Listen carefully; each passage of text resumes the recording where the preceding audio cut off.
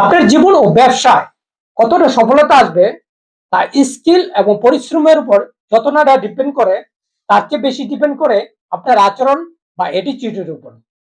একই কথা দুইজন বলল ফল দুই রকমের হয়। একজনের কথায় সম্মান তৈরি হয়, আরেকজনের কথায় আসে বিরক্তি। পার্থক্যটা হলো অ্যাটিটিউড।